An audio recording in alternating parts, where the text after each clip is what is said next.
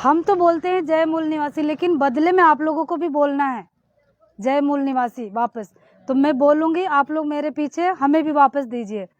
सभी को जय मूल निवासी। और जोर से बोलिए, थोड़ा सा एनर्जी नहीं। जय मूल निवासी। अभी हम एक नारा लगाएंगे, क्योंकि थोड़े से ना आप लोग सुस्त से लग रहे हैं, ज़्यादा खाना खा लिया या सो के आए हो। तो मैं महिलाओं को देख के मुझे एक नारा याद आ गया, तो मैं बोलूँगी, आप लोग मेरे पीछे बोलना, क्योंकि हम फर्स्ट टाइम है, मैं जानती नहीं आप लोग को। मैं बोलूँगी हम भारत की नारी हैं, आप लोग कहेंगे फूल नहीं चिंगारी हैं। सर हेल्प करिएगा जो जानते हैं जोर से बोलने में, ठीक है। हम भारत की नारी है, फूल नहीं चिंगारी है। हम भारत की नारी है, फूल नहीं हाथ ऊपर उठा। चिंगारी है। हम भारत की नारी है, फूल नहीं चिंगारी है। जो हमसे टकराएगा चूर चूर हो जाएगा। जो हमसे टकराएगा, बहुजन निकलो मकानों से, जंग लड़ो में बहुजन निकलो मकानों से, जंग लड़ो बेईमानों से। बहुजन निकलो मकानों से, जंग लड़ो बेईमानों से। बोल 85, जय मूल निवासी। बोल 85, जय मूल निवासी। बोल 85। जय मूल निवासी। बहुत अच्छा लगा, आप लोग के अंदर जोश जान आ गया। मैं ज़्यादा नहीं बोलूँगी, क्योंकि हमारे सर बोलने वाले ऑलरेडी हैं, क्योंकि हम लोग को दिन रात बोलने के लिए कहा जाए तो हम बोलते रहेंगे, लेकिन हमारे सर है वकील सर, वो ज़्यादा जानकारी देंगे कानून के साथ आप लोगों को। इसलिए मैं थोड़ी सी महिलाओं के बारे चर्चा करूँगी, और वर्तमान समय में जो सरकार, केंद्र सरकार, राज्य सरकार जो कर रही है उस पर बोलूँगी। हमें आज़ाद हुए 74 साल हो गए, लेकिन हमें आज़ादी नहीं मिली और हमें आज़ादी का महसूस नहीं होता है, क्योंकि आज वर्तमान समय में जो भी कार्यक्रम चल रहा, किसी काम से हम खुश नहीं हैं, क्योंकि हर आए दिन सभी व्यक्ति का शोषण हो रहा, वो भी हमारे विशेषकर बहुजन समाज जो हम 85% है, उन लोगों के साथ ज़्यादा ही उत्पीड़न हो रहा है। अगर जो हम आवाज़ उठाते हैं तो हमें सीधे जेल में डाल दिया जाता है। हम थाने कचहरी में जाते हैं अगर जो, तो हमारी सुनवाई नहीं होती है। कोई महिला या कोई लड़की या कोई जेंट्स बड़ा हिम्मत से किसी थाने में जाके अपनी एप्लीकेशन नहीं लिखा के आ सकता, क्योंकि अंदर घुसने के लिए डर लगता कि कब हमें वो डांट के भगा देंगे। तो हमें आज़ादी है, नहीं लगता। मैं आपको बताऊंगी, अभी कुछ दिन पहले मनीषा वाल्मीकि का हत्या हुई थी। हमारी उस बहन के साथ रैप करने के बाद उसकी रीढ़ की हड्डी तोड़ा, जीभ उसका काट दिया, उसके पैरों की भी हड्डी तोड़ा था।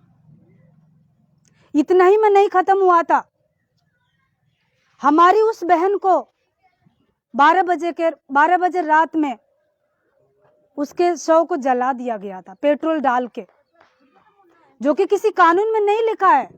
अगर जो रात को व्यक्ति मर भी जाता है, हमारे भारत का ऐसा कोई कल्चर नहीं है कि रात में ही किसी को फूकने कोई नहीं जाता। उस हमारी बहन को जलाने में भी सरकारी आदमी थे, पुलिसमैन, अधिकारी थे। हमारी बहन ने कोई इतना बड़ा गुनाह नहीं किया था जो उसको इतनी बड़ी सजा मिली। हमारे रोमे रोमे कांप रहे थे हमने उस बहन के न्याय के लिए। हापुड़ जिले की महिलाएं, पूरे प्रदेश की महिलाएं, जहां जहां भी संगठन में जानकारी है, हर जिले की महिलाएं घर से बाहर निकल के उस बहन के न्याय के लिए हमने अपने अपने जिलों में धरना दिया था। यहाँ तक कि लास्ट में जो जेल भरो आंदोलन होता है, मुझे बड़ा खुश हुआ कि हमारी जो आप जैसे बहुत सारी महिलाएं थी, 150-200, हमने कह दिया जेल भरो आंदोलन में। हमारी महिलाओं ने कहा, जब लेडीज पुलिस आके पूछी आप लोग को जेल जाना है, जेल भरो आंदोलन है, हमारी महिलाओं ने बड़ी हिम्मत से कही आप जितनी गाड़ी खड़ा करना हो आप कर लो, हम गांव से भी महिलाएं बुलाएंगे और हम जेल में जाने के लिए तैयार हैं। मेरे को बहुत खुश लगा उस दिन, महिलाओं की शक्ति देख के बहुत खुश हुई। कम से कम हमारी महिलाओं में जागरूकता है। पर हमारी महिलाओं ने, हमारी बहनों ने कहा हमें उस बहन का न्याय चाहिए। न्याय में हमने मांगा था उस परिवार की हेल्प के लिए, और जिन बलात्कारियों ने उसका बलात्कार किया था उन्हें चौराहे पे गोली मारने को और फांसी देने के लिए हम महिलाओं ने मांग किया था। लेकिन भ्रष्ट सरकार हमारी बात नहीं सुनी। आज भी बहुत सारे लोग उस केस के लिए लड़ रहे हैं। क्या आप लोग हमारी देश की बहन बेटियों के साथ ऐसे होना देखना चाहते हैं? इसके लिए हमें मेहनत करनी पड़ेगी, आवाज उठानी पड़ेगी, जानकारी को होना पड़ेगा।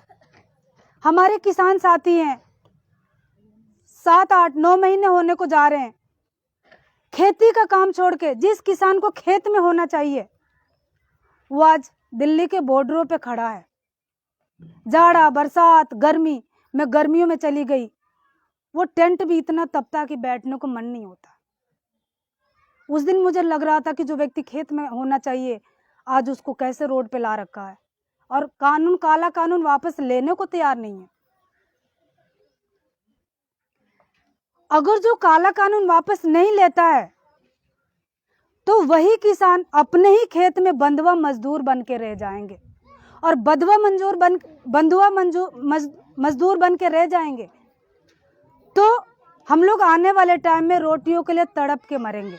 उसको कोई रोकने वाला नहीं है, क्योंकि लॉकडाउन में हमारे ही मजदूर लोग और हमारे ही गरीब लोग मरे जो पैदल चल चल के मरे थे। महिलाओं को बताएं। तो हमें समझना होगा। लेकिन हमारी बहुजन मुक्ति पार्टी अगर जो आती है, जितने भी अत्याचार हो रहे हैं उसको बंद किया जाएगा। महिलाओं की सुरक्षा के लिए नया आयोग बनाया जाएगा। हर एक न्याय पंचायत में महिला थाने का अरेंज किया जाएगा, उसमें महिला तैनात होंगी और जब भी महिला की सुरक्षा हो सकती है। जो हमारी माताएं, बहनें, विधवा हैं, लाचार हैं, बेबस हैं, परेशान हैं, उनके लिए 1000 रुपया महीना पेंशन भी बांध दिया गया है। जो हमारे बच्चे स्कूल में पढ़ते हैं उनके लिए भत्ता भी देने का काम करेगी। और हमारे महापुरुषों ने जो लड़ाई लड़ी है और उन्होंने जो छोड़ दिया उसको आगे बढ़ाने के लिए हमारे बहुत सारे पुरुष हैं जो इस कारवा को आगे बढ़ा रहे हैं। हमारे हक अधिकार को छीना जा रहा जबरदस्ती, और हम डर के मारे बोल नहीं पाते हैं। अभी मैं गांव में गई थी बोलने के लिए, अभी प्रेजेंट की बात कर रही, 12 महिलाएं एक साथ खड़ी होकर बात कर रही हैं। मेरे को महिलाओं को देख के बहुत खुश हो रहा था कि आज बहुत सारी महिलाएं आएंगी, लेकिन बुलाने के अकॉर्डिंग कम से कम आधी महिलाएं आई हैं, क्योंकि उनको डर लग रहा घर से बाहर निकलने के लिए। हम महिलाएं ऐसे नहीं कि केवल हम रोटी बनाने तक सीमित रहें। जब तक हम अपने बच्चे, अपने पति, अपने बाप, अपने भाइयों का कंधा से कंधा मिला के साथ नहीं देंगे, तब तक हम इस आज़ादी में कामयाबी नहीं पा सकते हैं। हमारी लड़ाई आज नहीं हो जाएगी खत्म। हम जो ये लड़ाई लड़ रहे हैं, घूम रहे हैं गली गली, शहर शहर, गांव गांव, बहुजन मुक्ति पार्टी की एक परिवर्तन यात्रा, यही नहीं 5 जगह चल रही है। हम इसलिए लड़ाई कर रहे हैं, आने वाले जो हमारे बच्चे बैठे हैं, ये नन्हे मुन्ने बच्चों का, इनके फ्यूचर को गुलामी से आज़ादी दिलाने के लिए। हमें तो फायदा नहीं मिलेगा, हम लड़ लड़ के मर जाएंगे, लेकिन हमारी इस मेहनत का हमारे इन पीढ़ी को जरूर फायदा होएगा। नहीं तो ये भी घुट घुट के मरेंगे और पूछेंगे कि हमारे पुरुषों ने क्या करा। तो हम महिलाओं को हर टाइम पुरुषों का साथ देना चाहिए, किसी भी तरीके से, जहां से हमारा हो सकता है वहां से देना चाहिए, और अपने हक अधिकार को छीनने के लिए कोशिश करना चाहिए। उदाहरण के रूप में एक छोटी सी बात बताऊंगी। एक माँ जब काम करती है घर के अंदर, बच्चा खेलता हुआ होता है तो वो दूध नहीं पिलाती है, सही है, लेकिन बच्चा जब रोता है तो माँ ऐसी चीज है, सारे काम को छोड़ के सबसे पहले बच्चे को दूध पिलाती है। यहाँ पे तो रोने पे भी, चिल्लाने पे भी और आंदोलन करने पे भी हमें हमारे अधिकार नहीं दिए जा रहे हैं।